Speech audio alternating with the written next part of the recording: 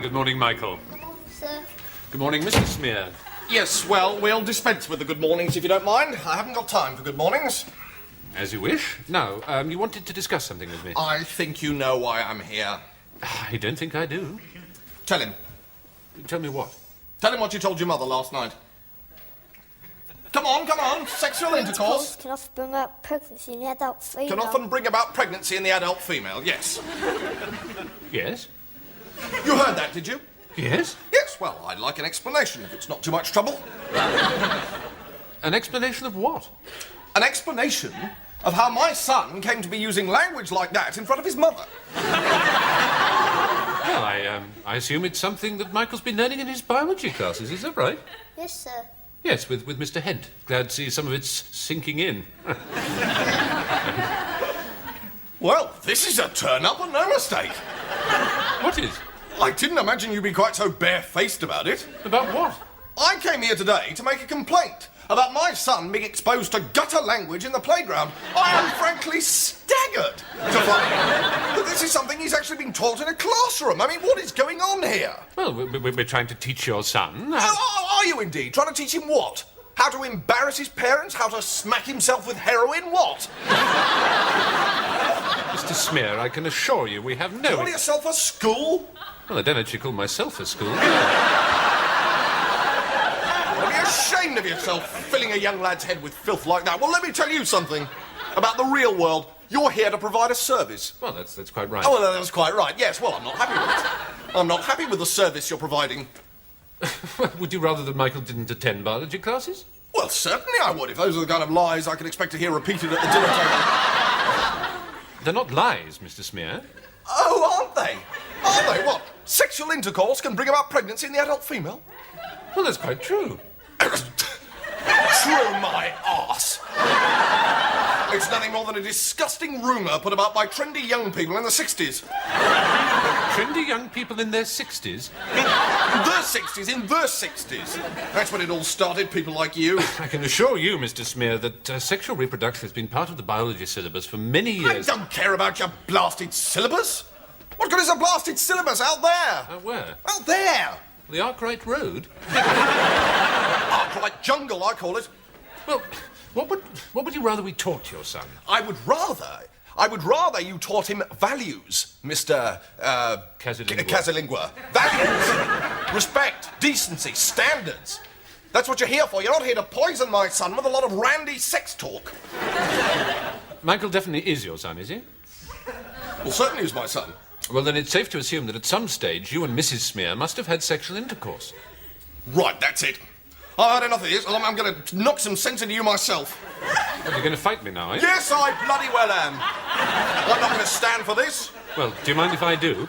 Talking like that in front of the boy, you're a bloody disgrace. Mr. Smear, how can Michael be your son if you and Mrs. Smear have not had sexual intercourse? Michael is my son. Yes? In the normal way.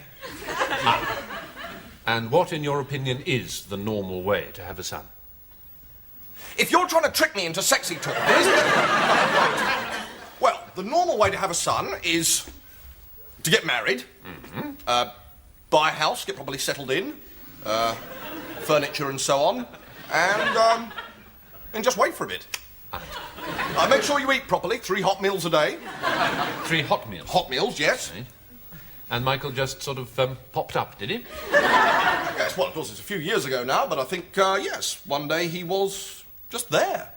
And at no stage did you or Mrs. Smear engage in any act of sexual intimacy? Yes, it's very hard for you to believe, isn't it? It's very hard for you to believe that there's still some of us who can bring a child into this world without recourse to cannabis and government handouts. I don't know what to say. No, I bet you don't. It's not every day a consumer stands up to you and makes demands, is it? Well, not of this nature, certainly. No, well, welcome to the harsh realities of the marketplace, Mr. Casalingua. Right, OK, so what do you want me to do? Well, it's perfectly obvious, isn't it? Not to me. Well, I mean, if I go to Littlewoods and say that I'm not happy with a cardigan, for example, well, they'll change it for me, and gladly. You want me to change your son? Well, of course I do. Mine is soiled now. I'm afraid we don't have any spare sons. Typical, isn't it? Well, what have you got of equal value?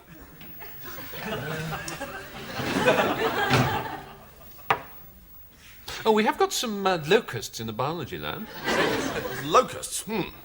Do I have your assurance that these locusts will not embarrass Mrs. Smear at table with foul language? I think I can go that far. How many of them are there? Well, there are two at the moment. What do you mean at the moment?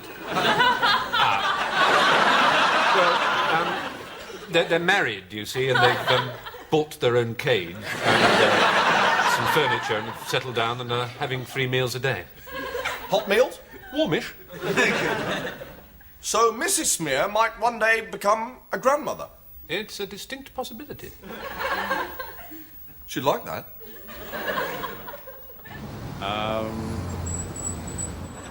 Well, they've got hotter pavements, I know that. Well, Sue Laurie used to, before she went mad. No. Or am I thinking of bus lanes? Underneath the bellied skies, where dust and rain find space to fall and lie and change again, without a care or mind at all for art and life and things above. In that there, look, just there, no right, left, up, down, past or future, we have but ourselves to fear. Hugh, you chose that poem. For God's sake, why? I chose it for a number of reasons, Stephen. Chief amongst them being? Well, can I perhaps turn that question round and say, because it was short? The poem? Yes.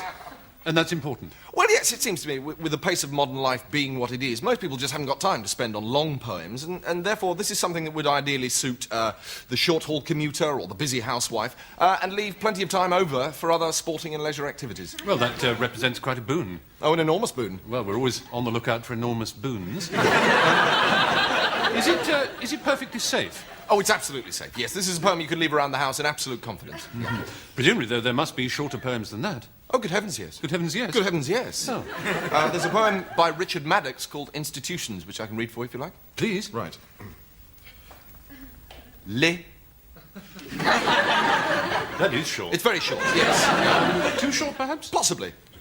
Nonetheless, it might suit, say, the very busy senior executive who's only got a few moments to snatch between meetings and so on. Well, that, of course, is the market that Maddox was aiming for. Right. Yeah. Now, round about this time, a lot of people are starting to think about going on summer holidays. Do you have any advice as to the kind of poems that might be suitable, say, for a family about to embark on a budget bargain break weekend fortnight getaway day now? Well, yeah, can I first of all issue a warning to any family planning to take poetry on holiday with them? And that warning is? Be careful. Well, that sounds like it. Check with your travel agent to see if there are any specific customs regulations regarding poetry, and if you're travelling outside the EEC, wrap up warm. Right. Do you have any particular advice on how to carry poetry abroad? Ah, yes. Now, I would say it's definitely worth investing in a proper travelling poetry bag. A travelling poetry bag? A travelling poetry bag, yes. You can get one of these at most big high street travelling poetry bag shops.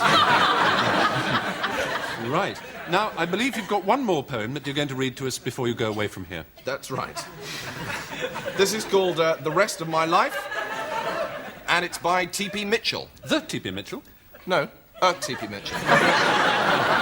This is quite solid, but not without being too heavy. I think it's quite stylish. It's quite reader-friendly. All right. So that might suit, say, a young couple just about to start out in the catering business in the North Wales area. Forward and back, said the old man in the dance as he whittled away at his stick. Long gone, without a glance, to the entrance made of brick. Thank you. That's all right. I don't think anyone here can fail to be alarmed by what's happening to our young people. I'm thinking here of crime, of drug addiction, of easy sex, of all the vices that can destroy a young person's life. And I believe we must look to the schools to tackle this problem. Schools must help youngsters to develop a sense of decent, civilized behavior. Because everyone must surely agree that decent, civilized behavior is every bit as important as being able to subtract or take away. Basically, the plain and simple purpose of education must be to teach children, young people, not, I repeat, not, to break into my car.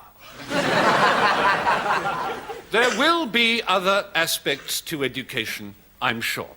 But the most fundamental principle of decent, civilized behavior is don't break into my car. Of course, I am concerned that young people shouldn't break into other people's cars too. But I think that's more of an ethical question and not really the province of government. The most important thing is that they don't break into my car. And of course, we must look to the courts to sanction this principle. Community service, such a favourite with magistrates in recent years, shouldn't be a matter of simply scrubbing graffiti off a few lavatory walls. Young offenders must expect a short, sharp lesson in replacing the near side window of my car. Because leaving my bloody car alone is what this government means by decent, civilized behaviour. Thank you. Well, it only takes about 10 minutes, apparently, and when you come out, you look exactly like Keith Harris. You don't feather up so easily. It's very hard to undo it, though, so you have to be absolutely sure. So, you'd like to join the SAS? Not really. Not really. Well, yes, all right. That's better. So, height? 9'6". Weight? 3 tons. Well, a bit over. That's better. Bit over 3 tons. It's well to be accurate on these matters. Saves complications later on. All right. Do you have any particular disabilities? I've got no sense of taste. What in? Films? Music? No food. I can't taste food. Oh dear, that might be a bit of a problem. Might that be a bit of a problem? I've just said it might be a bit of All a right. problem. Never mind. Pressing on. Special skills of any kind? I look good in black. Excellent. How old are you? 10 and a half. Shoe size? 28. Any particular quirks? Yes, I keep muddling up my shoe size and my height. I mean, my height and my shoe size. Oh, there, I've done it again. All right. Are you good at small talk? What, weather and traffic? That sort of thing. Yeah, I can hold my end up. Splendid, splendid. How much do you know about the SAS? Well, not much, really. Not really, right. Well, the SAS was originally founded to be a crack secret, elite secret and crack assault force to work behind enemy lines during World War II. Right. Now, our role has changed substantially since that time. Now we are here primarily to act as a masturbatory aid for various backbench MPs. Yes, I'm afraid so. You see, it seems that a lot of today's parliamentarians are quite unable to achieve sexual gratification without fantasising about their SAS, you see. So we have to go about the place being crack secret and assaulting and secret and crack all the time, and as elite as possible, just so these people can keep their marriages intact. Doesn't sound very exciting. No. Have you got anything else on your cards? Well, we are looking for someone to go through that door there. Which door where? That one there. Oh.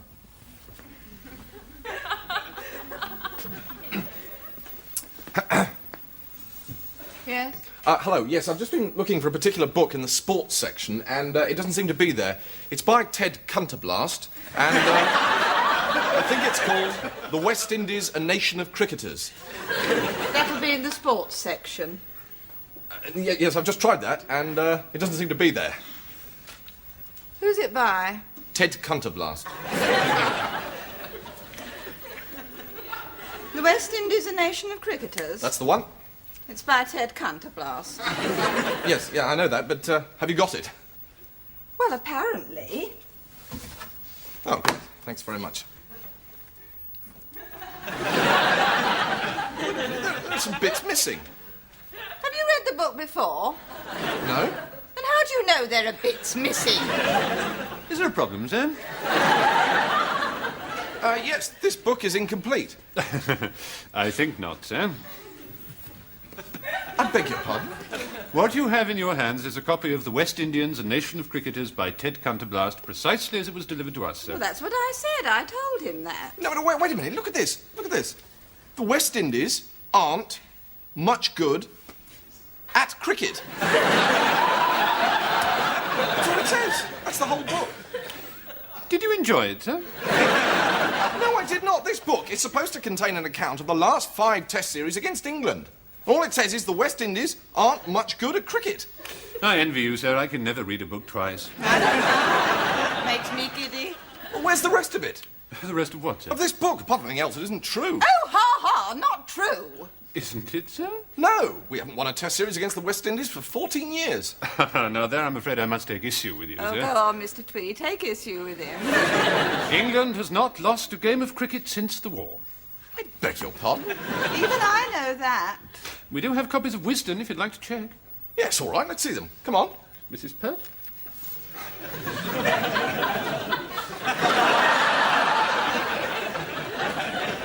England is great and much better than any other country in the world.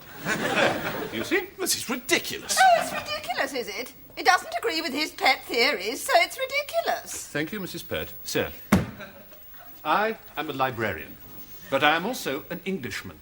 To be blunt, I am an Englishman who merely happens to be a librarian. If, God forbid, the day should come when I would have to choose between being a librarian and being an Englishman... Yes, I think I get the idea, yeah. Good, because may I say that I find your continued efforts to drag down and smear this country of ours to be frankly disgusting. I'm not trying to smear and drag down anybody. I suppose you'd rather read books about England losing at cricket than winning, wouldn't you? Well, yes, if it's true. Then I feel sorry for you. He's a knocker, that's what he is. I agree with you, Mrs. Pert. Oh, it's very easy to knock, isn't it, you with your snide university ways? Snide University? Or wherever it is you went. So often these days, sir, we see, don't we, these so-called clever people who just can't wait to tear down and destroy. And knock. And knock, yes. But do they ever have anything to put in the place of the things that they destroy? No. It's wanton destruction. Nothing off Well, it. yes, just a bit of an exaggeration, but sometimes you really have to wonder what's happening to this country. You do. Well, I started on the piano, then I moved up onto the mantelpiece. Now, Mr. New, do you claim... That's right, yes, I do indeed claim, yes, that's right.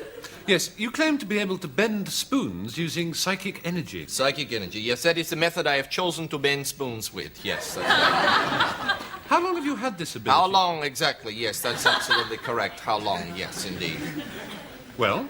Thank you. You are very sympathetic. Sometimes it's difficult when people are not sympathetic, but you are sympathetic. Thank you. Yes, can you do other things with spoons apart from bend them? I can do anything with a spoon. Really? Yes. You give me a spoon and I will give you the whole world. Well, that's an impressive claim, certainly. Thank you. Thank you. No, thank you. Right. Well, we have a selection of spoons here. I wonder if you'd care to give us a demonstration. I'm not a freak, you know. Yes, I realise Now, that. some people think that I'm some kind of circus freak. I'm not a freak. No, I'm sure no one here. Freak! They sometimes shout at me when I'm walking down the street, but you know I'm no freak. Well, that must be rather distressing. Yes, it is. Thank you. You are very sympathetic. Yes, thank you. Right. Would you care to have a go, then? Yes, I will bend the spoon now. Yes, I will. Yes. Right. Yes. Well, ladies and gentlemen, Mr. Nude is now going to bend this spoon using psychic energy. Yes, now is when I'm going to bend. I'm going to bend the spoon now. Right. Right. Go ahead.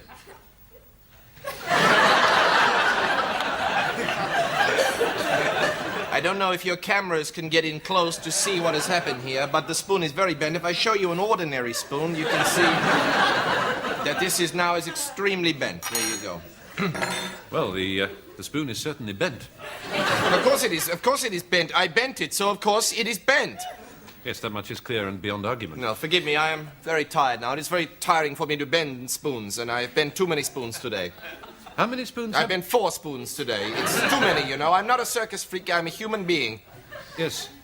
Forgive me, Mr. New. No, of course. Yes, thank you. No, thank you.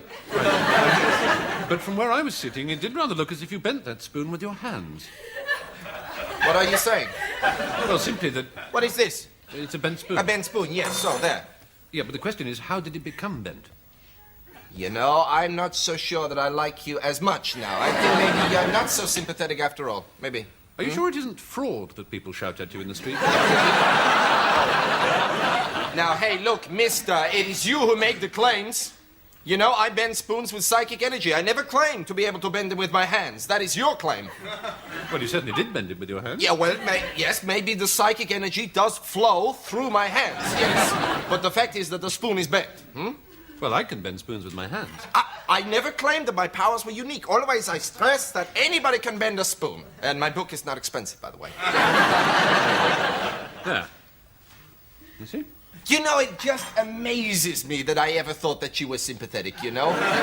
Because I now know that you're not sympathetic at all. And do you know what I have in here? Now, the beginnings of a hatred for you. Yes? Well, next week we shall be examining the claims If of viewers in gentlemen the who Matlock believe and that in previous Buxton areas of existence Derbyshire he would like to was check their the cutlery doors, they will find a bent spoon and an unused Weetabix special offer coupon. Also, I can reveal that viewers in the town of Datchet over the age of 14 have a slight itch on their right thigh, which they are scratching as I speak. Good night. Good night. Papa. I haven't done this for ages. This is... I wouldn't suck it. Ladies and gentlemen, we were going to be doing a sketch for you at this point. but we're not now. Yes, we're not going to be doing it now. Or ever. Or ever, probably, unless this country radically changes direction. Which looks unlikely. Which, on the face of it, does seem to be unlikely. The reason we're not going to be doing this sketch is that it is a sketch which contains a great deal of sex and violence. A great deal. Yes. Lots of sex, lots of violence. During the course of the sketch, Stephen hits me several times with the golf club. Which, in the ordinary course of events, of course, wouldn't matter, except that I do it very sexily. This is easy. He does it so sexily. I just wish you could see it. I really do. And the sketch ends with us going to bed together. Violently. Very, very violently. Now, this raises problems. Not for me. No. Nor indeed for me. But Sir William, now Lord Rees-Mogg, the chairman of the Broadcasting Standards Council, has seen our sketch, and he didn't like it one bit. Well, he liked it one bit. He liked it one bit, but he didn't like it lots of other bits. Now, we wouldn't want you to run off to Cornwall with the idea that Sir William's remit with the Broadcasting Standards Council is so sweeping as to be a kind of government thought police. No. The concern, as always, is primarily for standards. Standards. For the sake of our children. And so, in a generous spirit of give and take, Sir William has taken our sketch. And we have given it to him. And he's written another one for us to do instead, which is completely free of any gratuitous sex and violence. And shows due and proper regard for decency and standards. Promoting family values and protecting our children. Sir William has called his sketch, quite simply, Bitch Mother, Come Light My Bottom. And we're going to do it for you now. So, Bitch Mother, Come Light My Bottom, by Sir William, now Lord Rees-Mogg.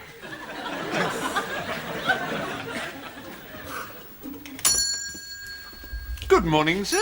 Morning. Yes, indeed, sir. It is a good morning. I do believe we are in for a spell, as they used to say in the music halls. Not too hot, but not too mild neither. Pray the weekend just past, sir. May I inquire as to whether sir was in receipt of an enjoyableness, or did events prove themselves to be of an otherwise nature? No, very pleasant, thank you. Very pleasant, thank you. Yeah. Thank you, sir. Then, might I take it, sir, that for that period you were not within the boundaries of Lincolnshire, where I understand it rained like a bitch? No, I was nowhere near Lincolnshire. Sir, I am uplifted to hear such things. No, my wife and I spent the weekend in Hull. Sir is married? Yes. I had literally no idea. Never mind. Sir, my remissness in failing to felicitate sir upon the joyousness in good tidings is something I fear I shall have to live with for the rest of my life. Now, to business. Being one of the shrewdest sirs who has ever swum into my purview, may I take it that sir is keen to exploit the financial and social advantages inherent in having a haircut? A haircut, that's right, yes. Of course, a haircut is a hair enhanced, if sir will entirely fail to slash my throatlet for being so old. Now, sir, the hair in question is? What? The hair currently under advisement belongs to? What do you mean? What do I mean? Yes. Sir, I sneaked myself towards the suspicion that Sir has cast me as the mouse in his ever-popular cat drama. It's my hair. I want you to cut my hair. Your hair? Yes. So your own hair is the hair upon which this entire transaction is to be founded. Why would I come in here to get you to cut someone else's hair? Sir, please set fire to my legs if you think I'm trying to make hair-cutting sound more romantic and glamorous than it really is. But believe me when I tell you that in my position, one cannot be too careful. Really? Yes, indeed, sir. Once, and once only, have I had to cut the hair of a gentleman against his will. And believe me when I tell you that it was both difficult and impossible. No, well, it's my hair. Your hair? Yes. Now, sir, we proceed to that most important of stages. Which one? Which one what?